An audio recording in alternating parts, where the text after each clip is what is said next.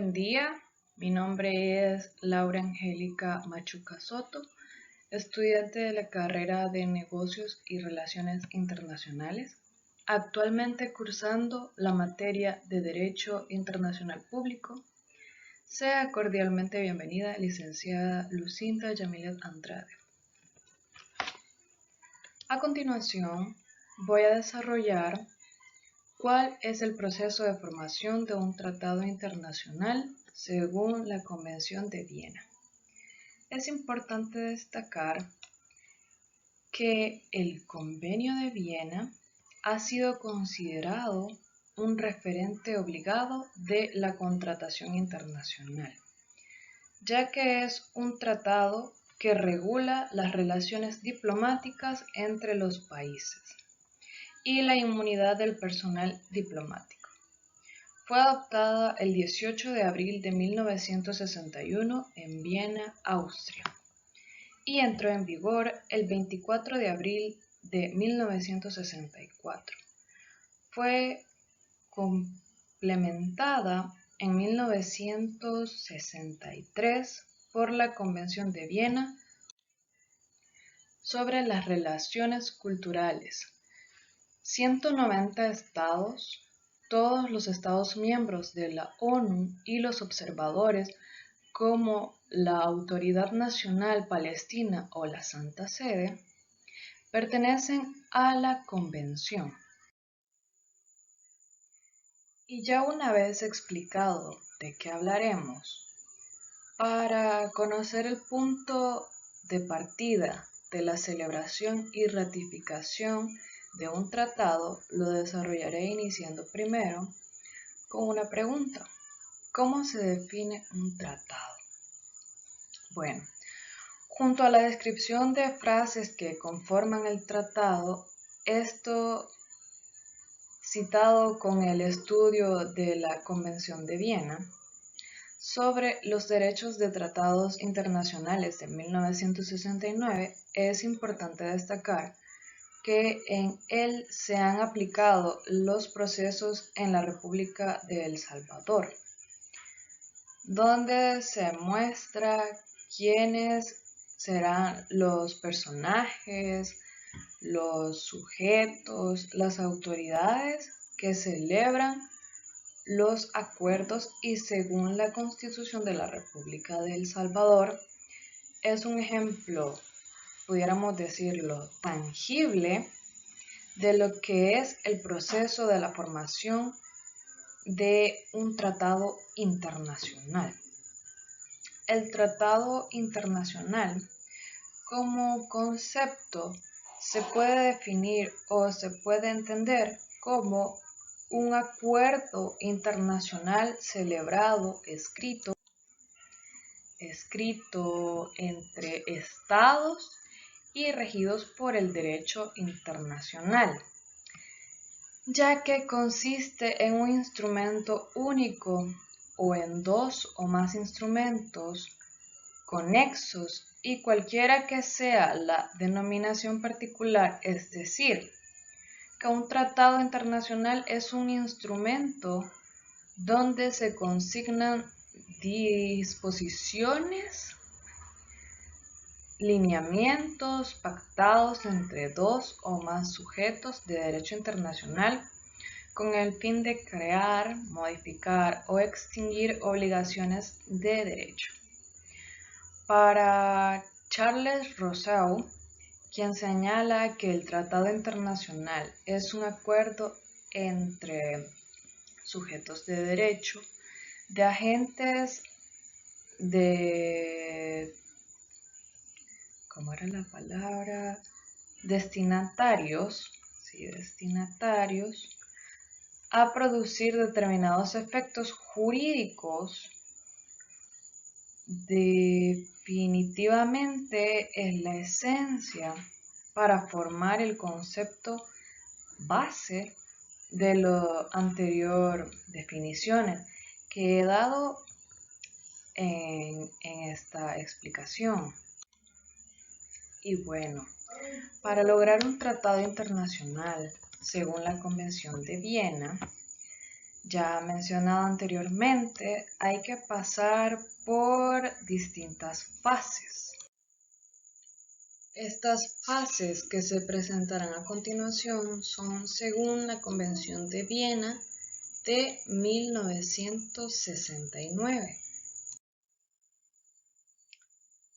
Bien, nos encontramos con la primera fase, con la fase número 1, llamada negociación. Y esta es donde se ponen de acuerdo para tratar la negociación que es indispensable para que se dé la elaboración y la adopción del tratado, que será suscrito en las próximas reuniones que se tendrán. Esta fase de negociación es la más larga. Puede durar varios años incluso, y definitivamente debe satisfacer a ambas partes.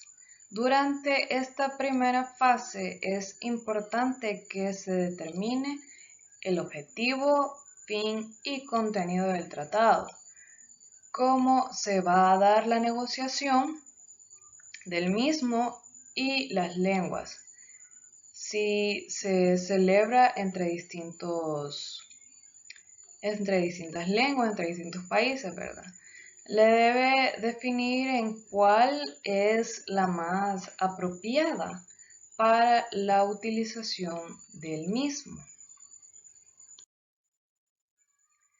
Luego nos encontramos la próxima fase, la fase número 2, que es la adopción del texto. Tras esta fase se adopta lo que los participantes pongan de acuerdo para la redacción definitiva. Es necesario que se dé en un voto favorable durante la negociación con la proliferación de distintos tratados multilaterales. La mayoría se acopla al artículo número 9 de la Convención de Viena de 1969, que establece que la opción del texto tratado se efectuará por consentimiento de los estados y la participación en su elaboración. Solo lo dispuesto en ese párrafo número 2. Luego viene la fase de la autenticación, la fase número 3. Esta fase es solemne y el contenido definitivo es auténtico, inapelable y según el tratado, esto es según el artículo 10 de la Convención de Viena de 1969, que establece que todo lo que ahí está redactado quedará establecido, auténtico y definitivo. Luego presentaremos la última fase. Ahora presentamos la última fase, que es la fase número 4, la presentación del consentimiento. Esta es la fase final donde los estados participantes deciden si quieren ser parte o no del tratado. Si aceptan, se someten al tratado y los que no aceptan, pues quedan obligados. Esto es importante ya que el consentimiento del tratado debe obligarse y se manifiesta a través de la firma de los participantes. Los tratados internacionales de Estado es un acto solemne de formación de este tratado y debe de manifestar el cumplimiento de ambos estados y se considera que representa el Estado. Ahí se presenta los acuerdos de poderes, la práctica y los estados jefes de estado, ministros de gobierno, perdón, y los ministros de Relaciones Exteriores, etc.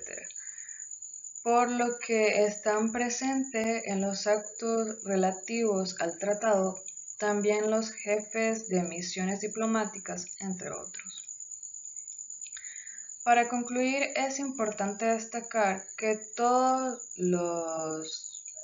las fases para la elaboración de un tratado internacional son importantes, pero en mi criterio, la más importante es la primera fase, la fase de la negociación, en la que se debe definir los acuerdos principales para que este tratado llegue a un mutuo acuerdo, considerado que por la situación que atraviesa nuestro país es una materia muy importante e interesante de estudiar, y no solo por el país, sino que de manera personal. Siento que ahí yace una base fundamental de mi formación profesional como estudiante de negocios y relaciones internacionales.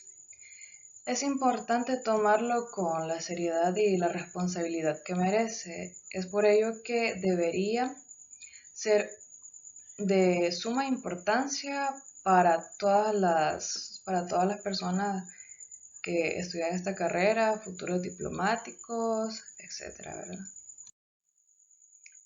Y bueno, esta ha sido toda mi participación, esperando de corazón que haya alcanzado los estándares solicitados y que sobre todo sea de mucha ayuda.